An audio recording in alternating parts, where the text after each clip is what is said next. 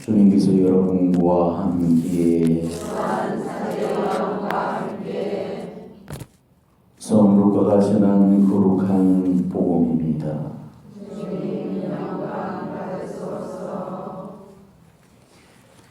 그때 하나님께서는 가브리엘 천사를 갈릴레아 지방 나자렛이라는 곳으로 보내시어 다윗 집안의 요셉이라는 사람과 약혼한 처녀를 찾아가게 하셨다. 그 처녀의 이름은 마리아였다. 천사가 마리아의 집으로 들어가 말하였다. 은총이 가득한 이여 기뻐하여라. 주님께서 너와 함께 계시다. 이 말에 마리아는 몹시 놀랐다.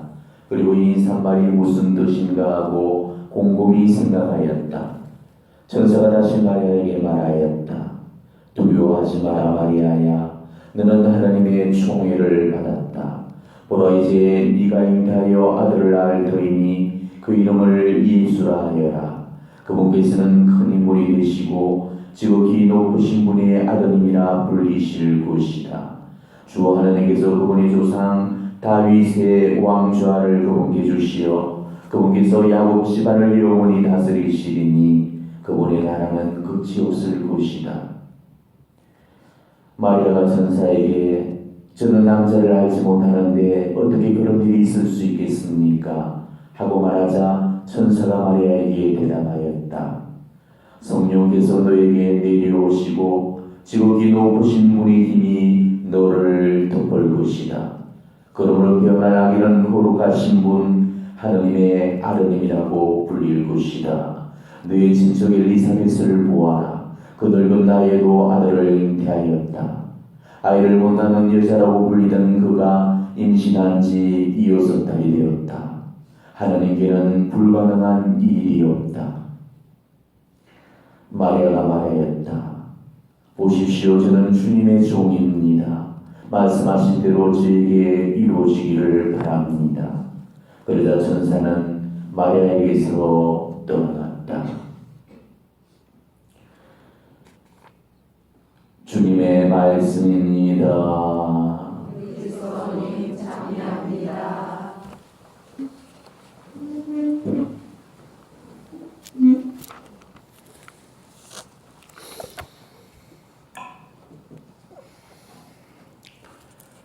오늘은 원지역 시인들 대신 동정 마리아 대축일입니다. 예전에는 성모 무영 징모대 대첨례라고 불렸던 그 축일이죠.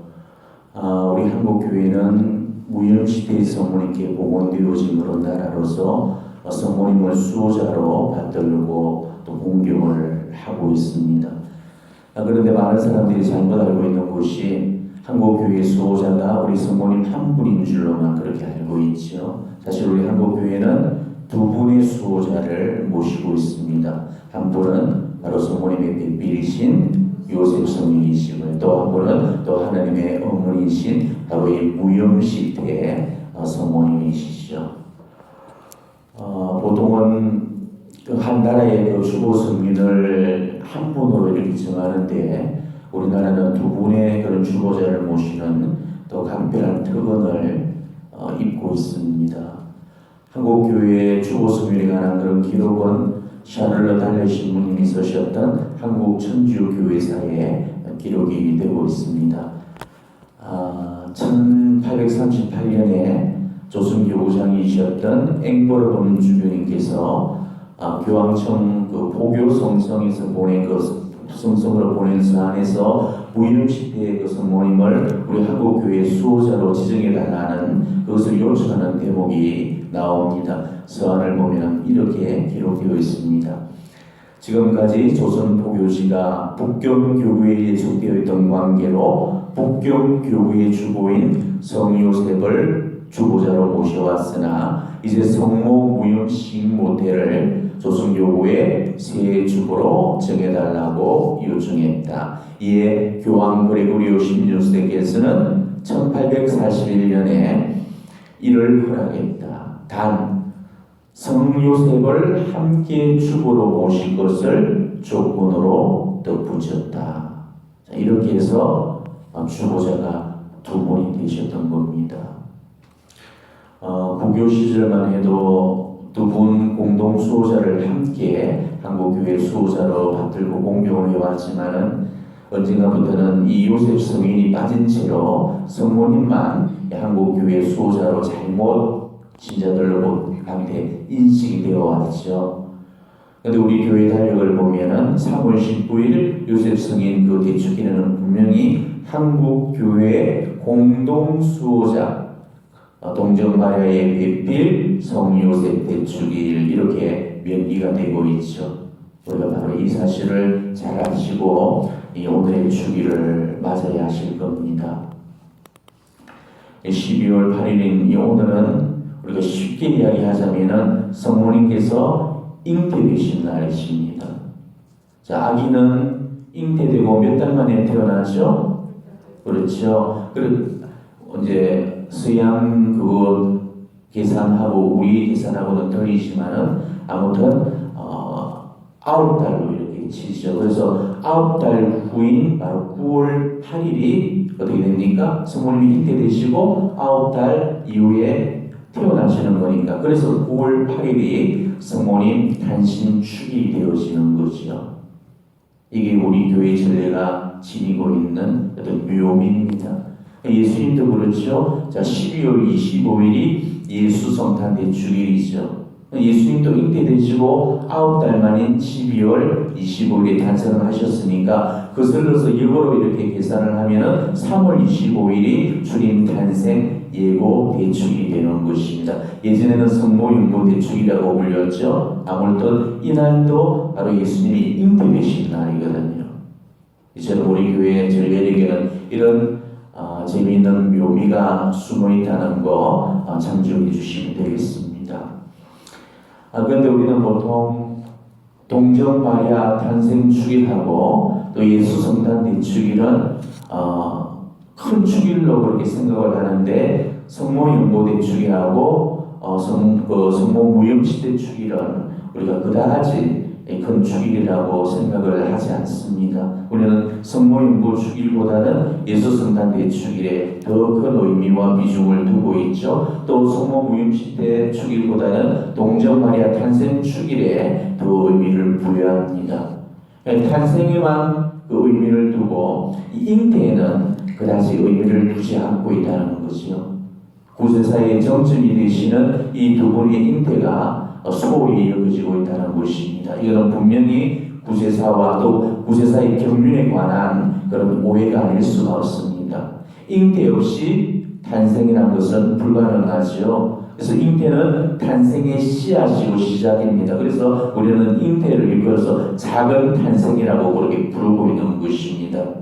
이처럼 잉태가 있어야만이 탄생도 있는 건데 탄생만 강조하고 우리가 잉태를 소홀히 여긴다면은 이건 분명히 잘못된 것입니다.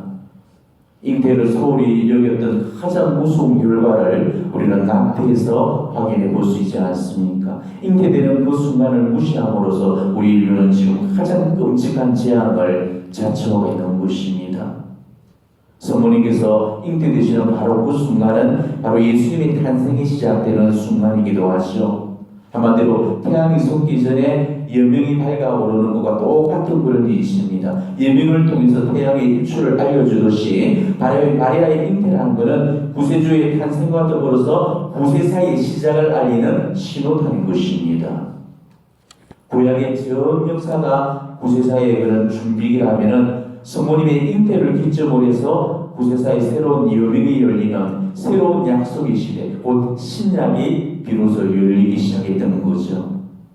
성모님께서 안나의 태를 통해서 이 세상에 들어오심으로써 이 세상은 마침내 새로운 구세사의 역사가 시작이 되었던 것입니다. 전 인류 역사와 그리고 온 우주 만물이 바로 오늘 오로지 이 순간만을 얼마나 숨죽여 기다려왔는지 모릅니다. 저승의 여인들은 바로 고성수에서 구세주께서 오실 날을 학수고대하면서 기다려왔고 우주 만물 삼라만상이 원죄로 말미암은 그 저주에서 풀려나기만을 손꼽아 기다려왔던 것입니다. 그런데 그날이 마침내 도래했던 것입니다. 하나님께서는 바로 구세사를 주도할 한 여인을 특별히 선택을 하셨고 그 여인을 안나의 태중으로 보내셨던 겁니다. 그리고 그 여인을 태중에서 각별한 은총으로 보호해 주셨다는 것입니다. 하나님은 하나님을 모시게 될 그 첫 번째 감시를 원죄에 물르지 않게 하시려고 그 원죄의 영향으로부터 보호해 주셨다는 것입니다. 이거는 진짜 우리 인간의 그런 지성으로는 알아듣기 힘든 하나님의 놀라운 구원 경륜이시고 하나님의 신비롭고 경이로운 구원 계획이 아닐 수가 없는 거죠. 신학자들은 안나가 성모님을 낳을 때 전혀 계산의 고통이 없었다고 그렇게 주장을 합니다. 베르나르도 성인께서도 이 출산의 고통이라는 것은 원죄의 결과에서 나오는 것이기 때문에 원죄 없으신 성모님 탄생에는 상고와 해산의 고통이 있을 수 없다고 그렇게 말씀하셨습니다. 때문에 안나가 성모님을 분통분만한 것은 성모님의 원죄 없는 잉태를 뒷받침하는 그런 결정적인 증거라고 그렇게 제시를 하고 있는 것이죠. 사실 이 세상에서 원죄로부터 자유로운 사람은 없습니다. 아담의 원죄는 끊임없이 인류 역사와 더불어서 대물려져서 누구나 원죄의 결과를 덮어쓰고 출생을 하게 되어 있습니다. 그래서 우리가 시편에도 보면은 이런 시구가 있죠. 나는 죄 중에 태어났고 내 어미가 죄 중에 나를 배웠나이다. 이러면서 원죄의 결과로 대물려지는 우리 인간 실존의 비천함을 이렇게 알려주고 있는 것입니다.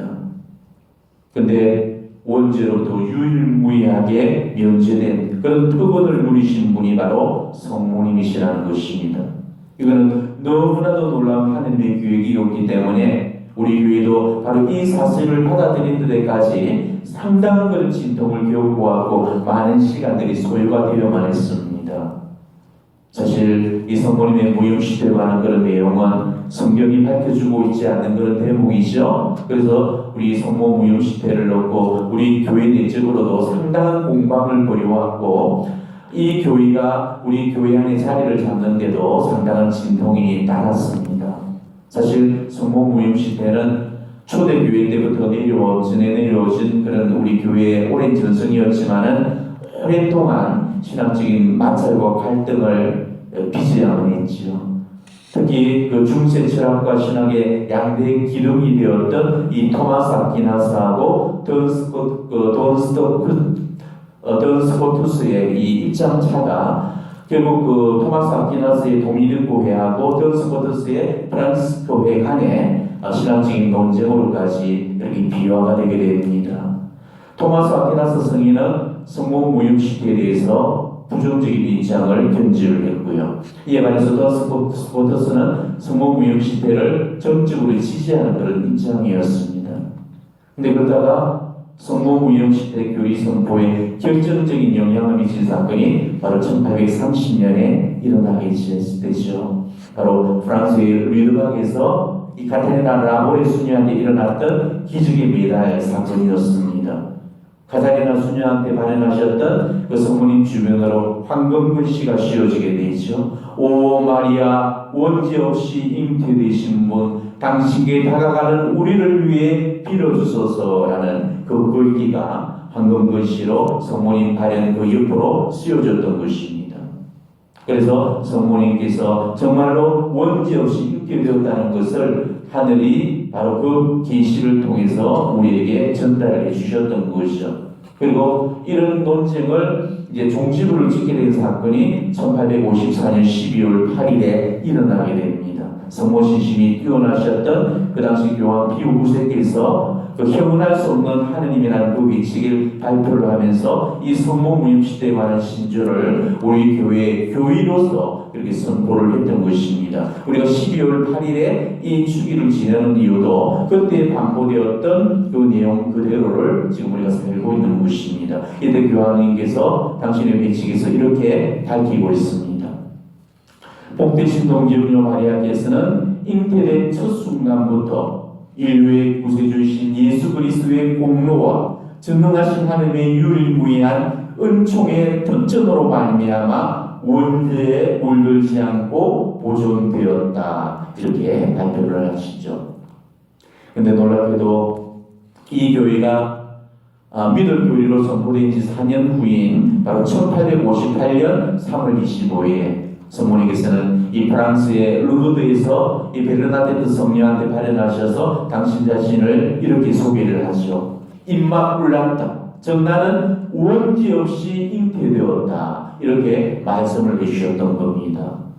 그러니까 하나님의 어머니께서 친히 무형시대에 관한 그런 증인이 되어주셔서 이 교회가 참되다는 것을 확정지어 주셨던 거죠. 이어서 무형시대 교회에 관한 그런 논쟁이 이제 종지부를 짓게 됩니다. 이게 무형시대 교회에 관한 우리 교회의 이 간추린 약사예요. 우리는 성모님과는 달리 잉태되던 그 순간부터 우리는 원죄에 물든 채로 출생을 했죠. 바로 그 때문에 우리 안에는 원죄의 그 영향과 결과가 그 안에 고스란히 비어져 있습니다. 물론 우리는 세례성사를 통해서 원죄에서 벗어났어도 원죄의 그 흔적만큼은 우리 인간 본성 안에 그대로 남아있는 것입니다. 그래서 우리가 늘 죄를 짓고 악으로 기울어지는 그런 경향도 바로 원죄의 영향이고 결과라는 것입니다. 거기다가 자기의 그런 본죄를 우리가 그득 지음으로써 결국은 죄의 종살이에서 벗어나지 못하는 그런 신세가 되고 말았죠. 이게 우리 인간의 비참한 실존입니다. 우리는 지금 대림 시기를 보내고 있습니다. 대림 시기는 바로 구세주 예수님을 기다리는 시기입니다. 언제 어느 때 오실지 모를 그분을 우리가 지금 영적으로 깨워서 기다려야 하는 그 시기가 대림 시기죠. 때문에 영적인 그런 기다림을 살아야 되고, 그러기 위해서는 바로 회개와 속죄를 통해서 자기 죄를 아파하고 뉘우쳐야 되는 것입니다. 그러니까 정말 이 대림 시기는 우리의 죄를 바라보는 시기입니다. 우리는 지금 자기 죄를 깊이 인식하면서 자기 죄의 뿌리를 찾아서 그 내면의 고독과 침묵의 수행들을 해나가야 될 그런 시점에 있습니다. 자기 죄를 바라보지 않고서는 회개와 속죄의 삶을 절대 우리는 살 수가 없습니다. 죄는 봐야만 뉘우쳐지는 거고 그때 비로소 변화가 일어날 수가 있는 거잖아요. 자, 죄인들이 죄인일 수밖에 없는 이유도 자기 죄를 보지 못하기 때문에, 그래서 죄인인 것입니다. 죄인이 나는 죄 없다는 소리를 그렇게 하는 이유도 진짜 죄가 없었으라기보다는 죄를 보지 못하기 때문에 그런 거죠. 죄인이 자기 죄를 깨달으면 더 이상 죄인이 아닌 거죠. 자기 죄를 못 깨달으니까 죄를 짓는 거고, 그래서 죄인인 것입니다.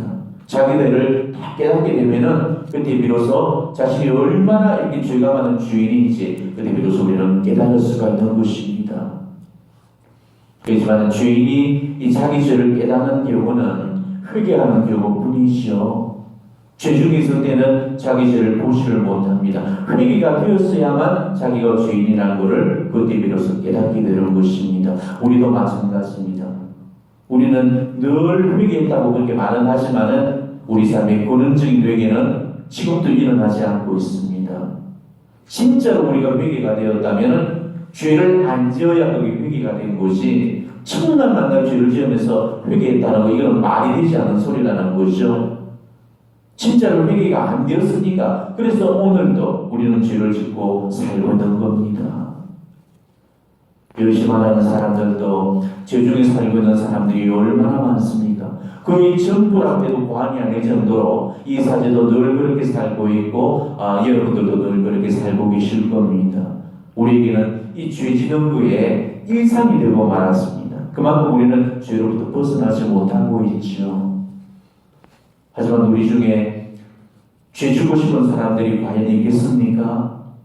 그래도 우리는 나름대로 다들 하느님을 체험한 사람들이고, 웬만하면은 정말 하느님 눈밖에 벗어나지 않으려고 그렇게 하고, 정말 하느님 뜻 안에서만 살고 싶은 게 소원인 사람들인데, 죄를 끊고 정말 하느님 마음에 드는 삶을 이렇게 살고 싶어 하잖아요. 그런데도 그게 안 되고 있다는 것입니다. 이 지긋지긋한 이 죄는 끊임없이 우리를 따라다니면서 지금도 괴롭히고 있고, 우리는 지금도 악습 한 가지도 끊어내지를 못하고 늘 그것을 달고 살고 있거든요. 도대체 우리는 죄 안 짓고 살 수는 없는 걸까? 지상을 사는 동안 정말 죄 짓지 않고 보내는 순간이 단 하루라도 있던가요? 눈만 뜨면은 죄를 짓고 입만 열면은 죄를 보태게 됩니다. 손만 가도 죄가 따르게 되고 발만 움직여도 죄가 따라가게 됩니다. 여럿이 어울려도 죄를 짓지만은 혼자 있을 때도 또 죄를 짓는 거랑 마찬가지죠. 우리 삶은 뭐 혼자 있건 둘이 있건 여럿이 있건 누구와 상관없이 끊임없이 죄를 만들어내고 있습니다. 꼭 행동으로만 죄를 범하는 것은 아니죠. 말로서 또 얼마나 많은 죄를 우리가 보태고 있습니까? 말로 짓는 죄가 무서워서 가만히 입을 다물고 있으면 이번에는 생각이 정말 미친년 널뛰듯이 팔랑거리면서도 죄를 보태게 됩니다. 우리는 가히 죄의 죄종이 제 생산 공장이라고 할 만큼 끊임없이 죄를 양산해내고 있지요. 사는 게 다 죄고 숨 쉬는 것조차도 다 죄가 됩니다. 우리는 지금까지 이 죄만 보탠 그런 세월을 살아왔고 죄가 태산처럼 이렇게 불어나서 켜켜이 쌓여있죠. 물론 그나마 우리가 자주 보는 성사적인 은총을 통해서 죄를 없애고는 있지만은 죄를 없애는 속도도 죄를 짓는 속도를 지금 따라주지를 못하죠. 그만큼 죄와는 떼려야 될 수 없는 그런 관계입니다. 바로 이 지긋지긋한 이 죄의 사슬을 끊고 싶지만 아무리 끊으려고 해도 끊어지지가 않는 겁니다. 바울 사도께서도 이 로마에서 자기가 얼마나 그 죄를 많이 짓고 있고 제가 얼마나 자신을 지금 괴롭히고 있는지 이런 죄를 짓고 있는 자신의 비참한 그런 실존을 이렇게까지 한탄을 하면서 절규를 하는 그런 대목이 나옵니다. 나는 선을 바라면서도 하지 못하고 악을 바라지 않으면서도 그것을 하고 맙니다. 나는 과연 비참한 인간입니다. 누가 이 죽음에 빠진 몸에서 나를 구해줄 수 있습니까? 정말 비참한 고백이죠. 이 바오로 사도의 말씀처럼 죄의 값이 죽음 곧 사망이라면 죄에 빠진 그 사람의 운명은 멸망이라는 소리죠. 자, 로마서는 그 바오로의 인생 말년의 작품이었습니다. 산전수전 다 겪어냈던 그야말로 백전노장과 같은 그 인생 원로가 이 죄의 문제를 넘어서지 못해서 그 한계의 벽 앞에서 탄식을 하면서 이 고통에 몸부림치는 모습들 너무나 애처롭고 가련해 보이지 않습니까? 그렇지만 바로 이 고백은 비단 바오로 사도의 고백만이 아니라는 것이죠. 어쩌면 이 바오로 사도의 입을 빌려서 내놓는 우리 모두의 고백일지도 모릅니다. 우리 중에는 아무도 죄의 문제를 넘어선 사람이 없습니다. 우리도 마찬가지로 이 죄의 굴레 속에서 살고 있고 죄를 넘어서지 못하는 그런 죄의 한계를 나날이 경험하면서 살고 있다는 것입니다. 이렇게 따지면 우리 역시도 죄 앞에서 비참한 존재일 수밖에 없는 거죠. 죄의 문제는 우리 인간이 스스로 풀 수 있는 문제가 아닙니다. 이게 우리 인간의 비극이고 불행이라는 거죠. 우리가 아무리 노력을 내고 애를 다 써봐도 이러지도 저러지도 못하는 것이 이 죄의 문제입니다.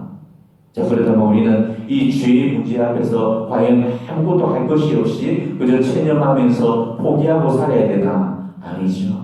비록 우리 스스로는 풀 수 없고 해결할 수 없지만 누군가는 그것을 풀어줄 수 있고 해결할 수 있는 문제입니다. 우리가 지금 늘 죄에 빠지고 죄의 유혹에 빠지는 이유는 우리는 그 본성상 죄를 지으려는 그 죄성을 물려받고 태어난 그런 존재들이기 때문에 그렇다는 것입니다. 악으로 기울어지는 그 원죄의 그 흔적이 우리 안에 고스란히 들어있기 때문에 그래서 우리가 자꾸 죄를 지을 수밖에 없는 것이죠. 죄를 안 지으려고 해도 안 지을 수가 없고 죄를 피하려고 해도 피해지지가 않는 겁니다. 바로 그것 때문에 아무리 우리가 죄로부터 발버둥 쳐본들 우리는 육이라는 옷을 입고 있고 또 세속 안에서 살고 있고 사탄마귀의 유혹을 받고 있는 한에는 우리는 절대 죄로부터 자유로워질 수가 없는 거죠. 그래서 세속과 육신과 마귀 이 세 가지가 우리 영혼의 세 가지 원수인 상고가 되고 있는 것입니다.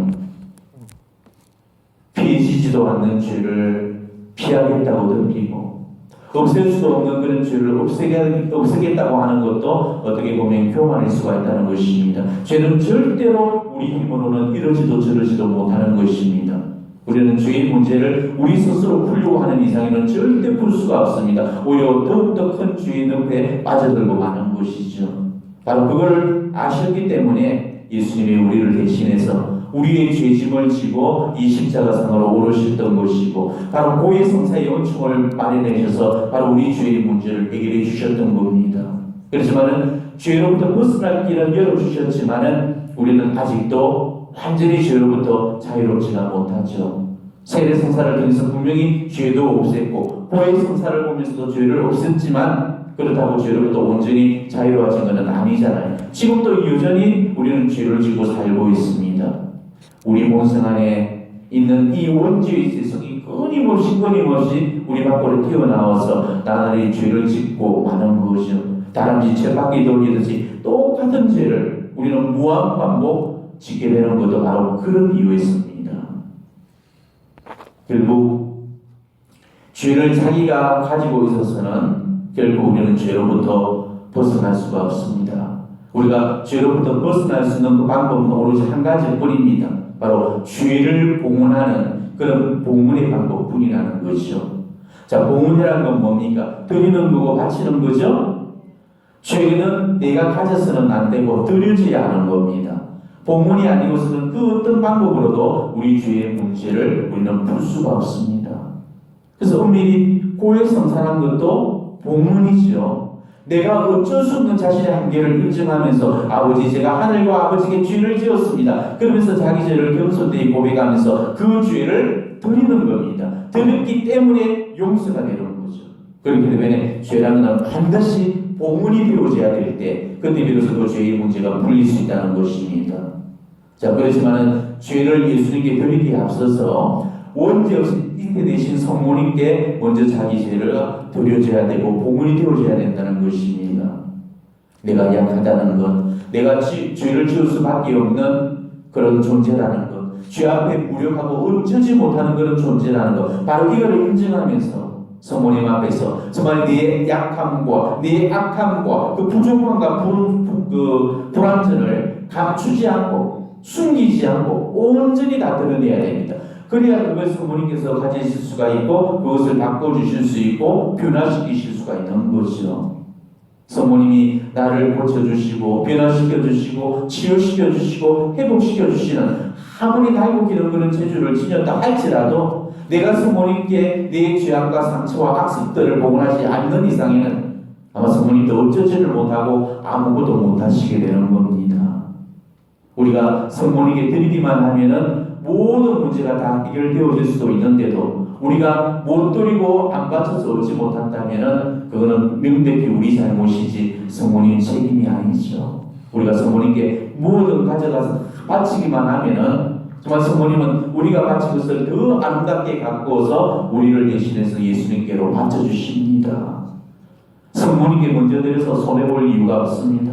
내게 부족하면은 거기에서 더 얹어서 풍성하게 채워서 예수님께 가져다 주실 것이고 정말 내 것이 안 예쁘면 더 아름답게 가꾸어서 다듬어서 봉헌해 주실 거고 내 것이 더러우면 더 깨끗이 씻어서 봉헌해 주시는 분입니다. 죄도 마찬가지죠. 이러지도 저러지 못하는 그런 죄의 굴레에 갇혀서 죄로부터 벗어나지 못하고 있는 그런 불쌍한 우리 처지를 우리 성모님은 누구보다도 더 잘 알고 계시고 누구보다도 더 안타까워하시기 때문에 우리의 어려움을 돕기 위해서 우리 삶에 적극적으로 지금 뛰어드시려고 하십니다. 성모님 말고 누가 죄의 문제를 맡아주실 수가 있겠습니까? 성모님은 원죄와 본죄로부터 자유로우신 분이셨습니다. 죄에 물들지 않으셨고 아예 죄 자체를 모르셨습니다. 그렇기 때문에 사탄이 지배할 수 없는 유일무이한 인간이시고 오히려 사탄을 당신 발 아래 굴복시키셨죠. 죄를 넘어설 수 있고 사탄을 이길 수 있는 분이라야 우리 죄를 맡아줄 수가 있는 것입니다. 자기도 원죄가 있고 본죄까지 있는 사람이 자기 죄의 문제도 해결하지 못하면서 남의 죄의 문제를 어떻게 해결해 줄 수가 있겠습니까? 원죄로부터 물러지지 않고 단 한 번의 본죄도 지어본 적이 없는 죄에서 그야말로 완전하게 자유로운 분, 이분이 아니고서는 절대 우리 죄의 문제를 맡아줄 수가 없는 것입니다. 그렇다면 이 세상에 이 죄의 문제를 뛰어넘으신 분이 성모님 말고 누가 있습니까? 그러니까 성모님이 아니고서는 내 죄의 문제를 맡아주실 분이 안 계시다는 거죠. 예수님도 바로 그걸 아셨기 때문에 원죄 없으신 당신의 어머니를 우리에게 주셨던 겁니다. 그렇기 때문에 우리는 자기 죄를 반드시 성모님 앞으로 가져가야 됩니다. 성모님은 우리 어머니시잖아요. 우리 어머니시기 때문에 그래서 우리 죄를 다 맡아주십니다. 어머니는 절대 자식이 죄를 지었다고 해서 자식의 죄를 문제 삼지 않습니다. 세상은 비난하고 손가락질하고 돌을 던져도 어머니는 그 자식의 죄를 다 덮어주시는 분입니다. 그리고 죄를 짓는 그 자식을 절대 포기하는 법도 없죠. 세상은 단죄를 하고 포기를 해도 어머니만큼은 마지막까지 그 자식 당신 품에 거두십니다. 이 세상에 누가 어머니만큼 네 죄를 마음으로부터 아파하시고 죄 짓는 나를 위해서 눈물과 열미와 자비로서 빌어준 사람이 누가 있겠습니까? 아우구스티노 성인은요, 어머니 모니카의 눈물이 만들어 놓은 자식이었습니다.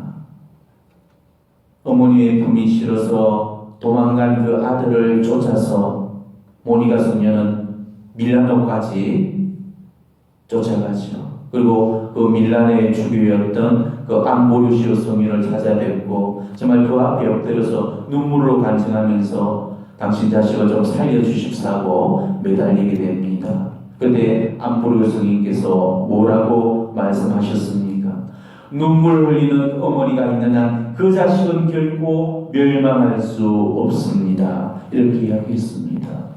모니카는 그 아들 아우스님 때문에 너무너무 많이 울어서 눈 사이가 물러져서 움푹 베어 있었을 정도였다고 합니다. 그러니까 눈물과 기도로 그 자식을 위해서 세월을 살았던 이 어머니의 포기하지 않았던 그 사람이 결국 당자를 성인으로 되돌려놓고 말았던 것이죠. 바로 성모님도 마찬가지십니다. 성모님도 우리를 포기하지 않으십니다. 우리가 네 자신을 포기하는 일은 있을지라도 성모님이 우리를 포기하시는 일은 없습니다. 우리가 아무리 나쁜 짓을 범하고 아무리 없을 짓을 하더라도 성모님은 우리를 마지막 순간까지 포기하지 않으시고 회개시켜 주시는 분입니다. 사랑하는 아들을 전쟁터에 보낸 어머니가 이 아들의 전사 통지서를 받고 비탄에 빠지게 되죠. 그 어머니는 식음을 준비했고 하느님께 끓는 기도를 드리게 됩니다. 하느님, 제발 아들을 5분만이라도 좋으니 단 5분만이라도 좀 만나보게 해주십시오. 어머니는 매일 눈물의 세월로 하느님께 매달렸습니다. 그런데 그 어머니의 간절한 기도 소리를 듣고 천사가 나타나서 이렇게 말했죠. 너의 아들을 5분간만 만나게 해주겠다. 자, 그러면은 아들의 언제적 모습을 보고 싶으냐? 어머니의 품에서 재롱을 피우는 모습이냐? 아니면 전쟁에서 용감하게 싸우는 모습이냐? 그도 아니면 학교에서 상을 받고 기뻐하는 모습이냐? 이때 그 어머니는 한참을 생각한 뒤에 천사에게 이렇게 이야기합니다. 아들이 잘못을 저질러서 제게 용서를 빌던 모습입니다. 아들이 눈물 흘리던 그 모습이 제 마음속에서 지워지지 않아요. 지금도 그때를 생각하면 슬픔으로 가슴이 미어집니다. 이렇게 말을 했다고 그럽니다. 엄마한테 잘못을 빌며 용서 청하던 그 자식의 모습을 마지막까지 가지고 싶고 간직하고 싶던 거, 이게 어머니의 마음이라는 거죠. 어머니는 자식의 눈물과 속죄와 용서의 순간을 당신의 인생에서 가장 소중한 기억으로 간직하고 싶어 하십니다. 이분이 어머니십니다. 우리 성모님도 마찬가지죠. 성모님의 기억 속에 가장 아름다운 그런 우리 모습이 과연 어떤 모습이라고 여러분 생각하십니까? 우리가 성모님께 초를 봉헌해드리고 꽃송이를 봉헌해드리는 거, 오늘 우리가 250명 가량이 봉헌을 했지만은 그 봉헌식을 하는 거, 그런 것들이 아닙니다. 자기 자신의 약함과 한계를 인정하면서 돌아와서 눈물로 주의 용서를 비는 겁니다. 이게 성모님께서 우리한테서 제일 간직하고 싶은 우리의 마지막 모습이라는 것이죠. 그러니 우리는 어머니 앞에 돌아와서 눈물로서 잘못을 빌고 우리가 용서를 구한다면 성모님은 그 자식 결코 포기하지 않으시고 마지막까지 붙드셔서 구원을 해주실 겁니다. 우리가 자기 죄를 아파하고 더 이상 죄를 가지지 않고 그 죄를 온전히 성모님께 다 넘겨드릴 때 성모님께서 이보다 더 기뻐하실 일이 어디가 있겠습니까? 우리가 우리 약함과 우리 죄까지도 다 넘겨드릴 때 그때부터 성모님은 우리 삶을 온전히 가지실 수가 있는 거지요. 성모님은 주인들이 몸을 숨길 주인들의 피신 저이시고 온수 주인들의 어머니로 작자하셨습니다. 자, 우리 중에 죄 짓지 않고 살고 있는 사람들이 없고 죄인이 아닌 사람들이 없다면 성모님은 명백히 바로 우리의 어머니가 되어주시는 거죠. 왜? 죄인들의 어머니시니까. 자, 그렇다면 우리는 성모님께 우리 죄를 하나도 감추지 말고 하나도 숨기지 말고 다 드릴 수 있어야 됩니다. 어떤 변명도 어떤 합리화도 필요하지 않습니다. 모두가 내 잘못이고 모두가 내 탓이고 내가 죄인이라는 것만 인정을 하면서 성모님께 우리 죄를 드리고 성모님께 자비를 탄원하게 되면 성모님은 반드시 우리 죄를 예수님께로 가져가셔서 예수님의 자비와 용서로 바꿔 오실 겁니다. 베르나르도 성인이 그 성모님께 드린 호소문이라고 있지요. 지극히 인자하신 동정 마리아님 생각하소서. 어머니 스라에 달려들어 도움을 애원하고 전부를 청하고도 버림받았다함을 일찍이 듣지 못하였나이다. 저도 보기 신뢰하는 마음으로 어머니 스라에 달려들어 어머니 앞에서 주인으로 눈물을 흘리오니 동정녀 중에 동정녀이신 천주의 성모님 저희의 기도를 못 들은 채 마옵시고 인자로이 들어주소서. 바로 이 기도문이 죄를 봉헌하는 기도문입니다. 자기 죄를 봉헌해라는 건 바로 이거죠. 우리가 성모님께 또 죄를 봉헌하지 않고 성모님이 우리 죄를 가지지 않고서는 우리는 그 어떠한 영적인 성장도 덕의 진보도 이룰 수가 없는 것입니다. 죄가 성모님께 드러짐으로써 성모님께서 비로소 내 죄의 그런 상처를 어루만져 주시고 내 영혼에 생겼던 그 죄의 상처를 아물게 하시고 내 영혼에 꽃을 피워주시고 덕의 열매를 맺어주시는 거죠. 우리는 아무리 작고 사소한 죄 한 가지라도 그것이 있다면 완전한 덕을 이룰 수가 없습니다. 죄라는 것은 우리 영혼의 원수입니다. 우리를 지상 것에 매이도록 만들고 하늘의 것은 그 선호도록 만들고 우리에게서 천국을 빼앗아버리는 우리 영혼의 가장 지독한 원수, 그게 바로 죄입니다. 우리는 죄에 단호히 맞서고 저항해야 되고 정말 내 힘으로 안 되는 것은 우리는 성모님의 도움을 받아서 그 죄를 무찔러 나가야 됩니다. 우리는 이 세상을 살아가는 동안 정말 죄를 줄여나가야 되고 더 나아가서 죄를 없애야 됩니다. 우리 목표는 죄를 많이 없애는 게 아닙니다. 죄를 전부 없애는 겁니다. 아무리 작은 소재 한 가지를 갖고도 우리는 천국에 덜지를 못하기 때문이죠. 죄는 우리에게서 천국을 도둑질하는 도둑입니다. 때문에 우리는 아주 작고 사소한 소재 한 가지라도 정말 대죄로 생각하면서 그 죄를 경계하고 피해야 되는 것입니다. 안 그러면 나중에는 대죄도 바로 소재처럼 가벼이 여기서 멸망에 이르고 마는 것이죠. 이번 대림절은 정말 자기 죄를 인식하고 또 성찰하고 회개하는 그런 시기로 봉헌이 되었으면 좋겠습니다. 정말 성모님처럼 오시는 예수님을 우리의 깨끗한 심령으로 받아낼 그런 준비를 갖춰야 합니다. 그러기 위해서는 우리 삶이 죄로 물들어져서는 안 됩니다. 깨끗하고 맑은 처소를 주님께 드리기 위해서 오늘 하루의 삶도 정말 죄에 물들지 않는 그런 무죄의 날로 우리가 선포를 하고 오늘 이 하루를 이 봉헌을 하셔야 됩니다. 적어도 오늘 이 하루만이라도 우리는 성모님처럼 죄가 없고 죄가 모르는 그런 하루로 이 하루를 갈무리해야만 하는 거지요. 분명 성모님이 우리를 도와주실 겁니다.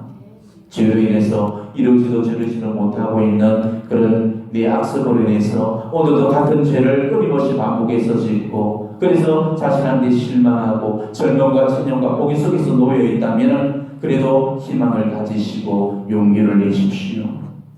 바울 사도는 나는 과연 비참한 사람입니다. 누가 이 죽음에 빠진 몸에서 나를 구해줄 수 있겠습니까? 이렇게 탄식을 했지만은 저라면 이 바울 사도의 이 고백을 이렇게 고쳐서 말하고 싶습니다. 나는 과연 비참한 인간입니다. 그러나 이 죽음에 빠진 몸에서 나를 구해주실 분이 계십니다. 그분이 바로 성모 마리아이십니다. 이렇게 말씀드리고 싶어요.